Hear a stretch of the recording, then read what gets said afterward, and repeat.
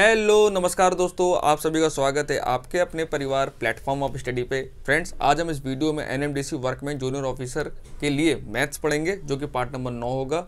इसमें आगे हम टॉप इंपॉर्टेंट क्वेश्चंस के बारे में डिटेल में डिस्कशन करेंगे और इन सवालों को आप मेरे साथ साथ सॉल्व करते चलिएगा और देखिएगा आप कितने सवाल कर पा रहे हैं और कितनी तैयारी आपकी अभी तक है और कितना भी आपको तैयार होना है। दूसरा, जो लोग मेरे चैनल पहली बार हैं, जिन्होंने मेरा सब्सक्राइब नहीं किया, चैनल सब्सक्राइब कर बेल आइकन दबा लेना और वीडियो को लाइक शेयर कर देना। दूसरा, मेरा टेलीग्राम चैनल याद से ज्वाइन कर लेना, लिंक वीडियो डिस्क्रिप्शन बॉक्स में दिया हुआ है, क्योंकि टेलीग्राम चैनल पे वीडियो के पीडीएफ डेली जीके जैसे क्वेश्चन प्रोवाइड कराए जाते हैं।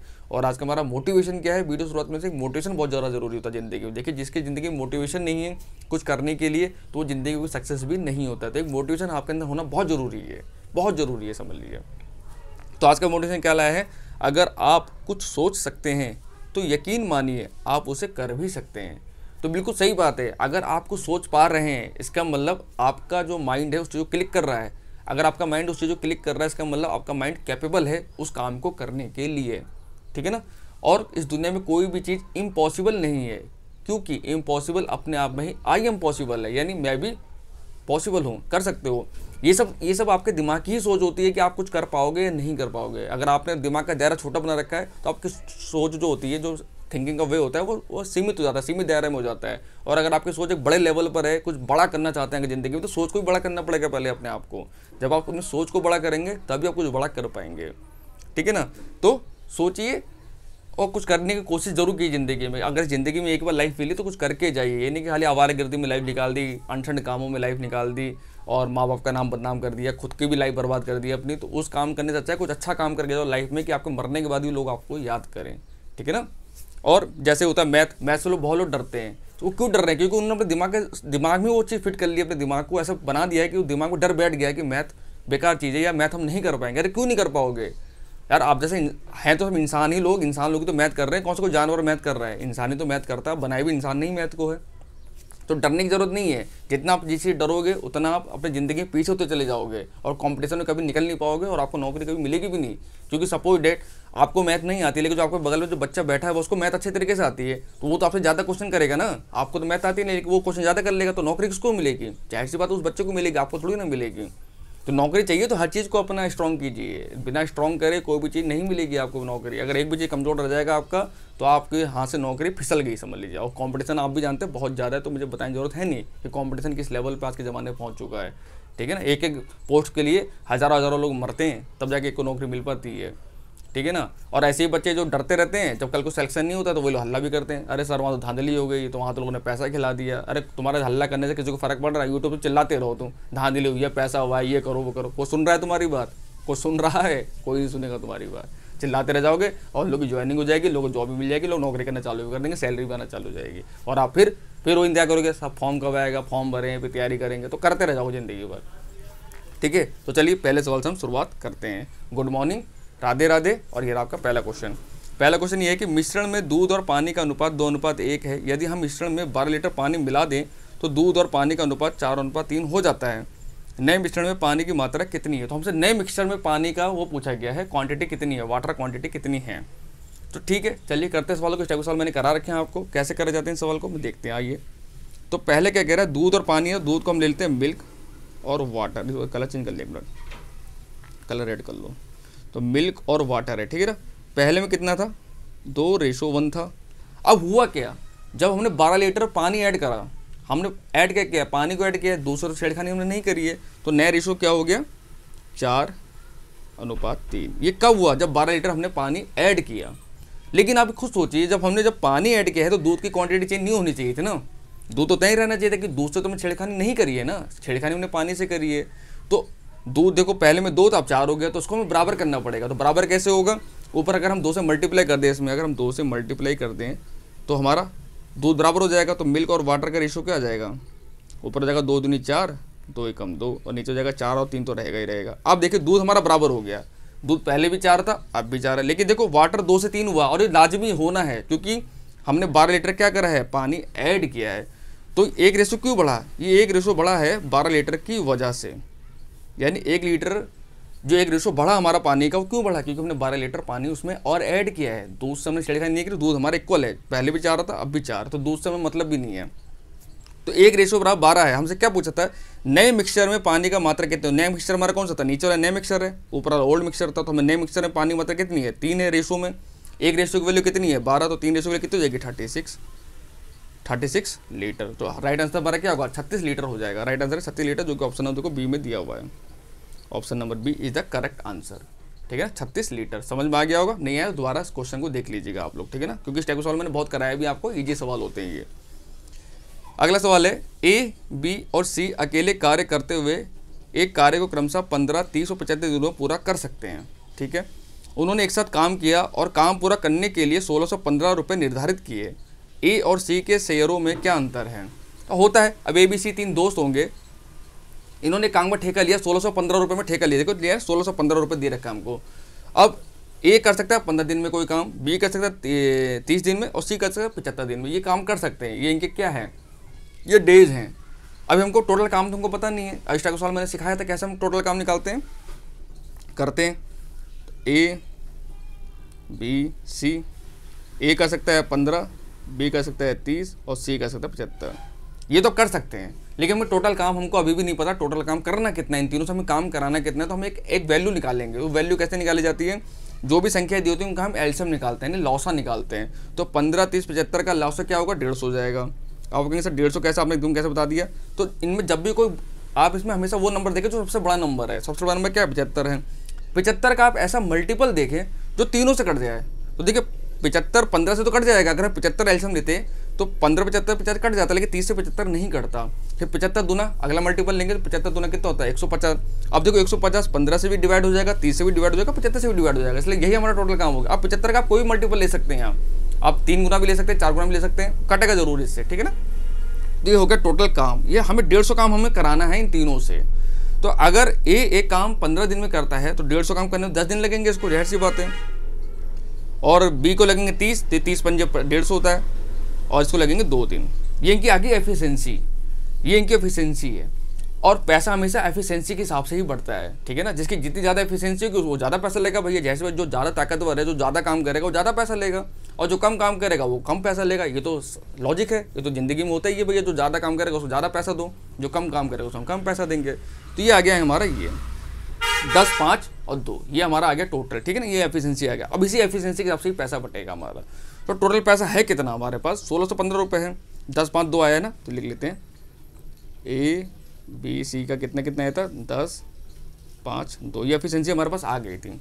अब हमसे पूछा गया सवाल, हमसे कह रहा है कि 1615 रुपये का ठेका हुआ था, 1615 रुपये ठेका हुआ है, इनटू ए और सी का अंतर कितना है। अब देखिए ए सी का अंतर पूछा था ना हमसे, तो ए देखो ए का 10 है, सी का 2 है, तो टोटल अंतर कितने है 8 का अंतर है।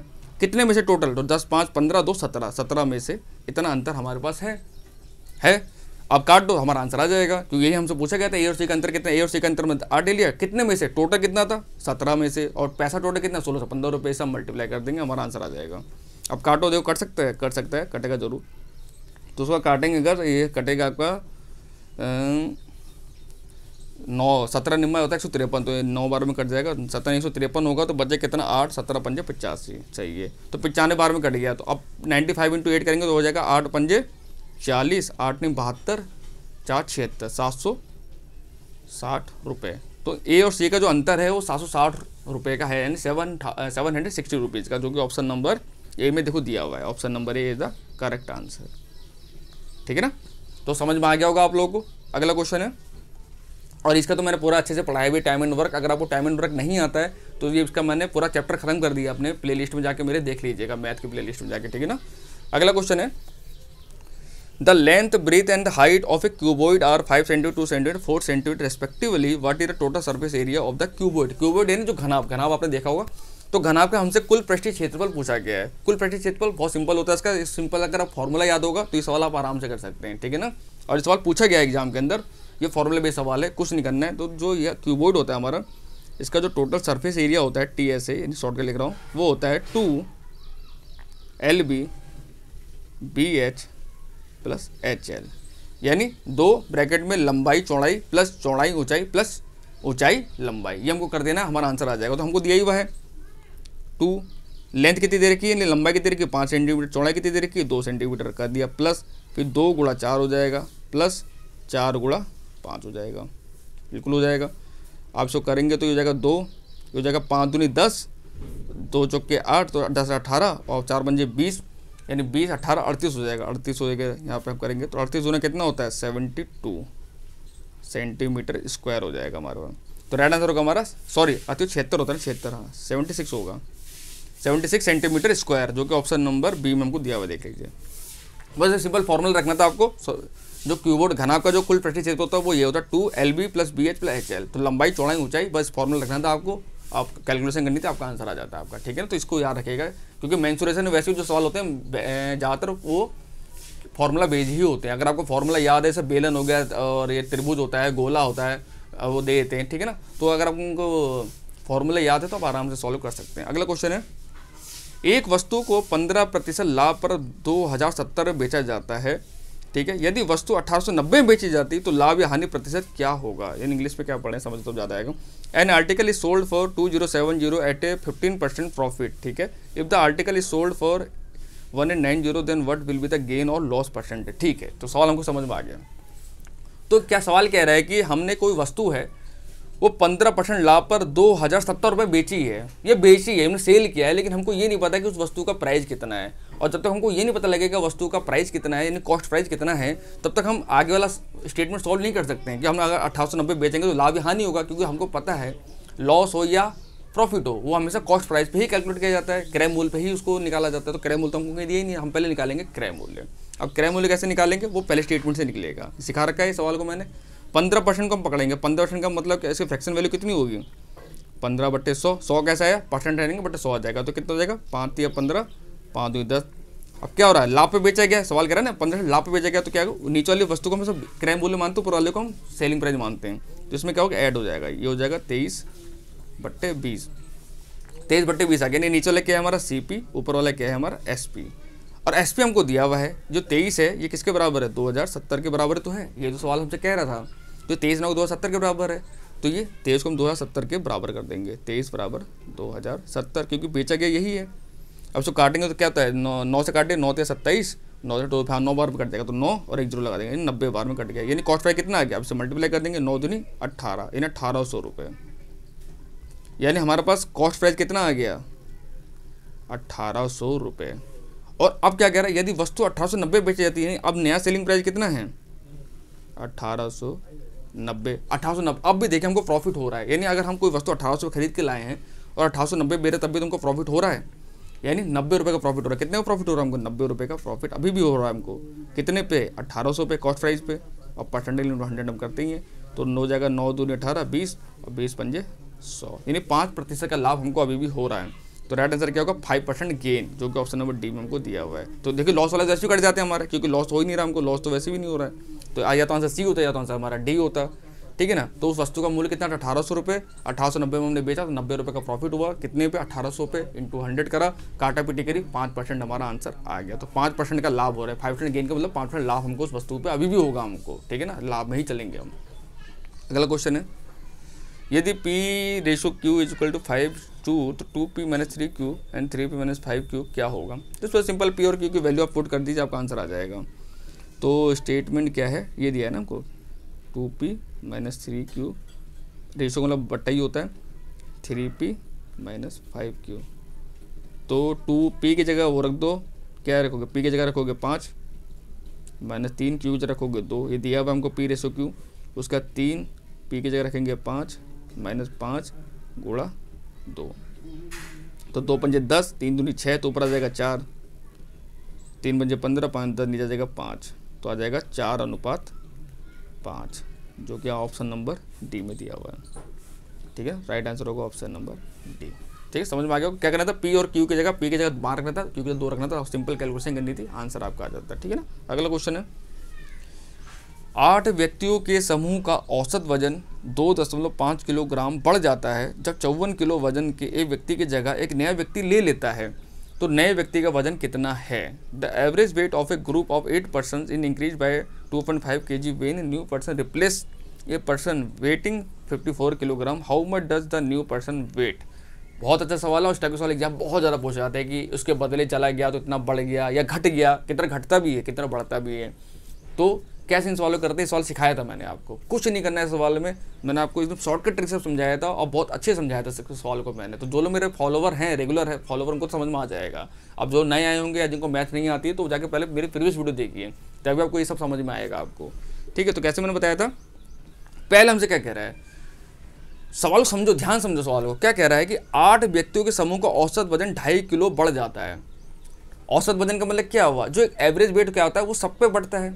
एवरेज का मतलब ये तो औसत, यानी सबको कितना कितना मिला, यानी 2.5 किलो जो बढ़ा है वो सभी 8 का बढ़ा होगा 2.5 किलो, ये तो औसत वजन हुआ। औसत का मतलब क्या होता है, यही होता है। तो कितना बढ़ा, एक्चुअली बढ़ा कितना है, ये तो इतना तो वेट हमारा बढ़ा ही बढ़ा है। 8 × 2.5 कितना बढ़ गया, 25 × 2 यानी 20 किलोग्राम तो हमारा बढ़ ही गया। और किसकी जगह बढ़ा, जब 54 किलोग्राम का व्यक्ति था, 54 के जो व्यक्ति था, उसकी जगह पे एक नया व्यक्ति आया है।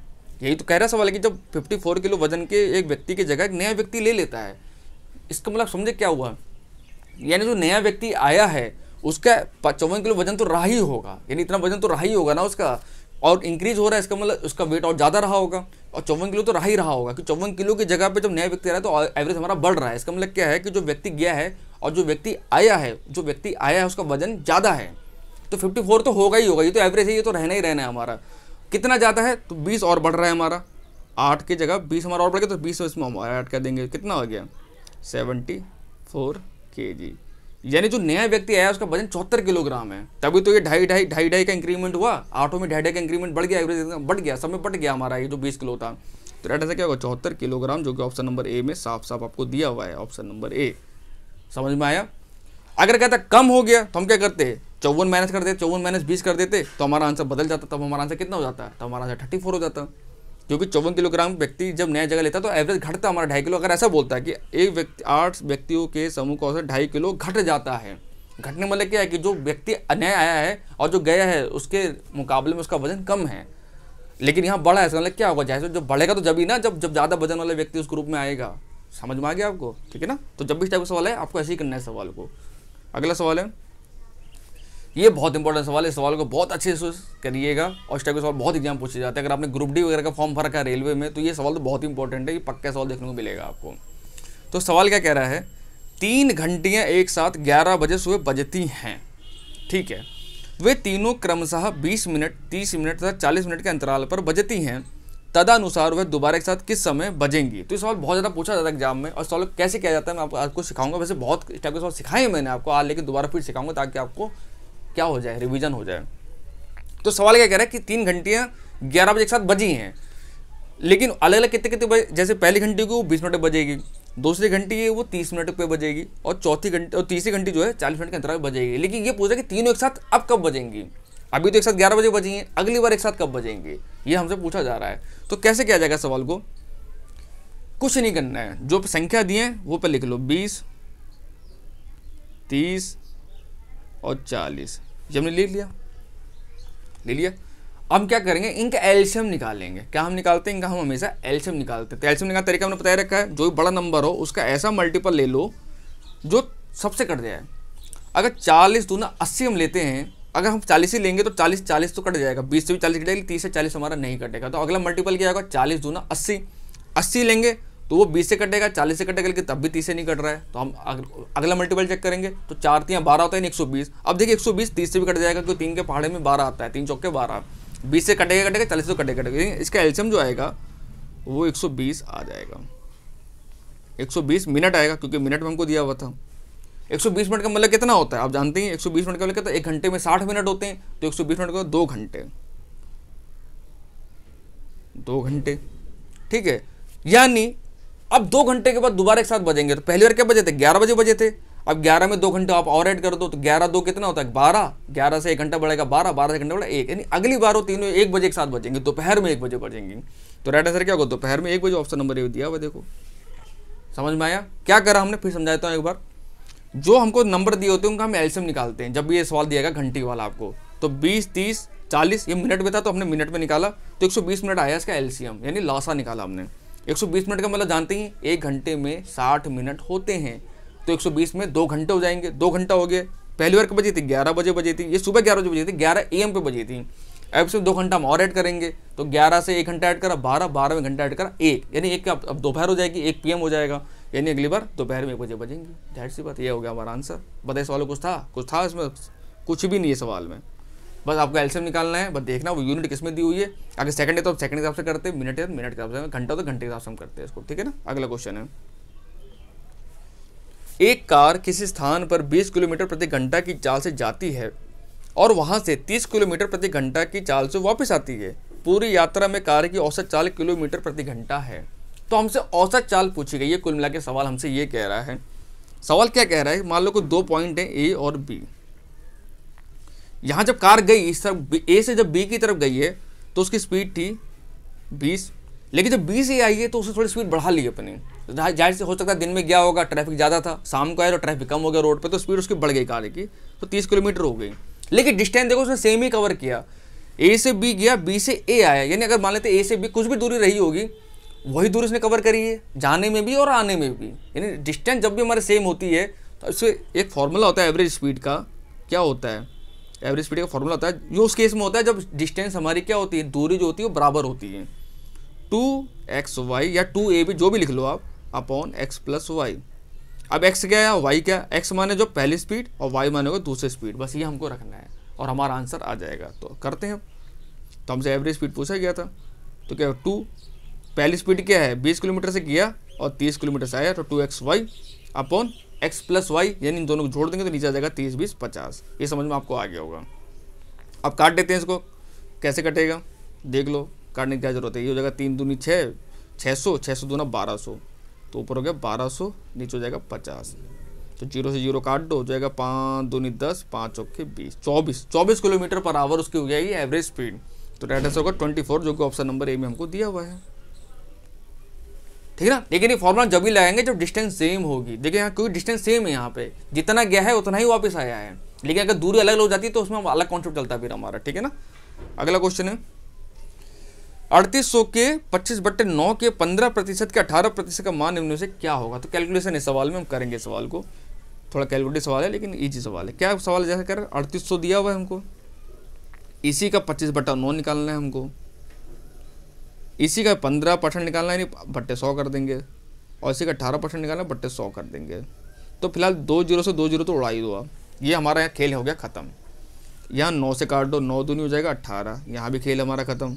और इसको काट दो 25 चौका 100, यहाँ भी हमारा खेल ख़त्म। 4 से काट दिया तो ऊपर क्या बच रहा है, ऊपर बच रहा है 15 दूना 30 और 38, तो 30 गुणा 38, नीचे बच रहा है हमारा 4 बच रहा है, तो इसको गुणा कर दो, 3 8 हो जाएगा 24, 3 4 9 तो 11, 11 40/4। अब काट देते हैं तो हो जाएगा 4 दूनी 8, बचेगा 3 34, तो हो जाएगा 4 8 32, बचेगा 2 4 5 20। 285 हमारा आंसर आ रहा है, 285, जो कि ऑप्शन नंबर बी में दिया हुआ है। देखो 285, तो राइट आंसर क्या होगा 285 हमारा। तो कैलकुलेशन दिया और कुछ नहीं करना था, सिर्फ कैलकुलेशन था, काटा पीटा करा और हमारा आंसर आ गया 285, ठीक है ना। अगला क्वेश्चन है,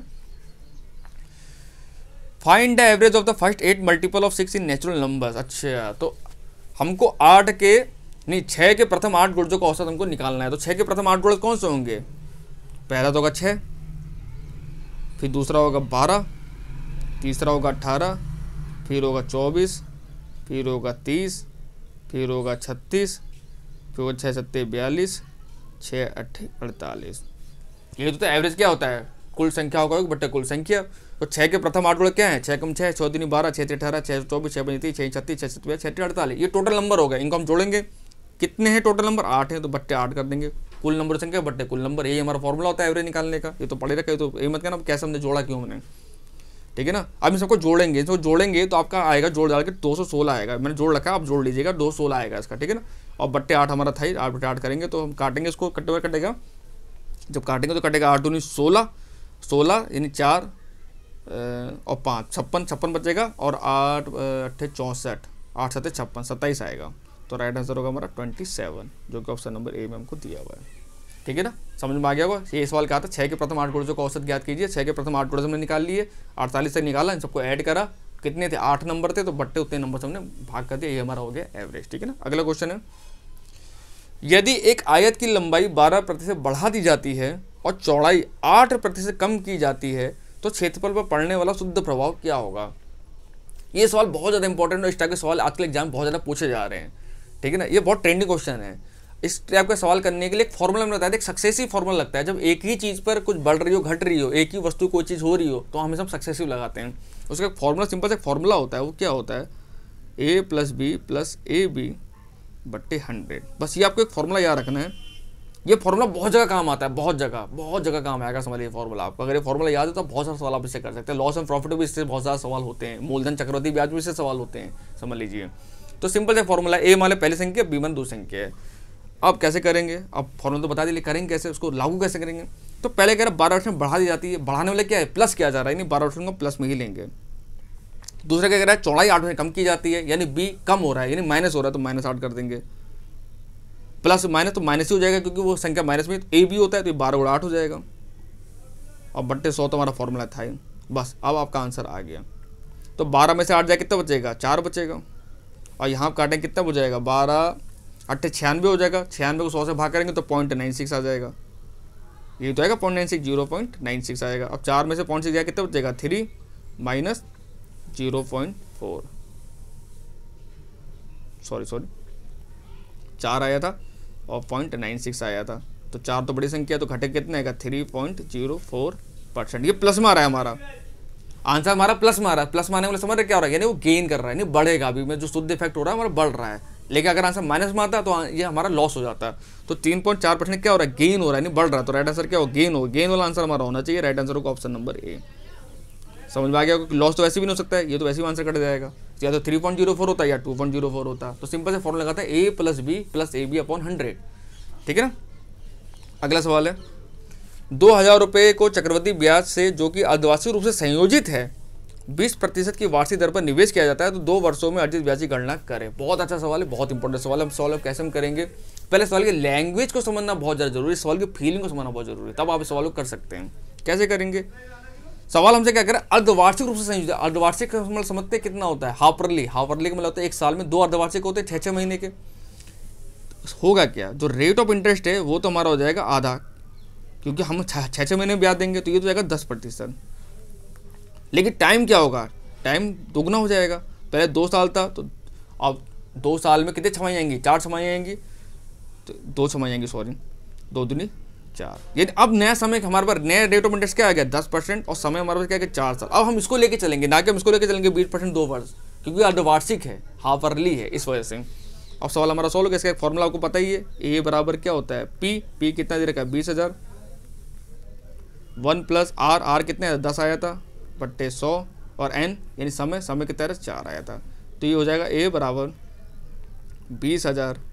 इसको सॉल्व करेंगे तो 10.1 कम 1, 1.10, 10 कम 10, 11, 11/10 आ जाएगा। नहीं, 11/10 को 4 बार लिख देंगे, 11/10, 11/10, 11/10, 11/10। देखिए 4 जीरो से तो वैसे ही देखो 0 कट जाएगा, ये 4 0 कट जाएंगे। अब हमको पता है 11 का क्यूब कितना होता है, 1331 होता है।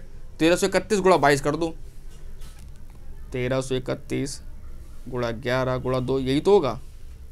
अब सो 11 से मल्टीप्लाई करें, 11 कम 11, 1, 11 × 33 और 34, 3, 11 33 और 3 36, 3, 11 कम 11 और 3 14, 14 641 गुणा 2 कर देंगे, तो 2 जाएगा, 2 कम 2, 2 चौके 8, 2 छिंग 12 और 1, 2 चौके 8 और 9 और 2 कम 2, 29,282 रुपये टोटल हमको मिला है, मूलधन प्लस ब्याज। ये मूलधन प्लस ब्याज है हमारे पास में, ठीक है ना, क्योंकि उससे प्रिंसिपल भी तो ऐड है। हमसे पूछा गया था, हमसे खाली ब्याज पूछा गया है, ये क्वेश्चन यार हमसे ब्याज पूछा गया है। तो टोटल हमारे पास कितना है, 29,282 रुपये आ गया हमारे पास, 29,282 रुपये आ गया। मूलधन इसमें घटा देंगे हम, मूलधन कितना था 20,000 रुपये, तो हमको मिल जाएगा, तो कितना जाएगा 9,282 रुपये मिलेगा हमको। ये हमको क्या मिलेगा, ये टोटल ब्याज हमको मिलेगा 20,000 रुपये पे 4 साल के अंदर, जब अर्धवार्षिक रूप से संयोजित करा हमने। तो राइट आंसर क्या होगा 9,282 रुपये, जो कि ऑप्शन नंबर डी में दिया हुआ, देख लीजिए। तो आई होप आप लोगों को समझ में आ गया होगा, नहीं समझ आएगा दोबारा इस वीडियो को देख लीजिएगा, इसलिए रिकॉर्डेड वीडियो है, आप जितनी बार चाहो उतनी बार आप उसको देख सकते हैं, इसलिए मैं आपको रिकॉर्डेड वीडियो देता हूँ, ठीक है ना। तो friends thank you so much, आज हमारे इतने ही क्वेश्चन थे। आई होप आप लोगों को इन क्वेश्चन करने में मजा आया होगा। अगर मजा आया तो वीडियो को लाइक शेयर करे बिना बिल्कुल मत जाइएगा, और चैनल पहली बार चैनल को सब्सक्राइब भी कर लीजिएगा। और अब इन सवालों की और ज़्यादा प्रैक्टिस आप कीजिएगा, जो आपको आती तो अच्छी बात है, जो नहीं आया उसके सवालों को और ज़्यादा प्रैक्टिस कीजिए, किताब में से क्वेश्चन निकालिए और इसके हिसाब से क्वेश्चन को सॉल्व कीजिए। जब आप कर पाएंगे तभी कॉन्फिडेंस आपके अंदर आएगा। जब कॉन्फिडेंस आपके अंदर आएगा तो एग्जाम तो अपना भी क्रैक हो जाएगा। मैंने कॉन्फिडेंस, मैंने आपको आने चाहिए चीज़, जब चीज़ें आपको आएंगी ना तो एग्जाम में कितना भी घुमाएगा, सवाल आराम से कर लोगे, ठीक है ना। तो थैंक यू सो मच, मिलते हैं आपसे कल नेक्स्ट वीडियो में।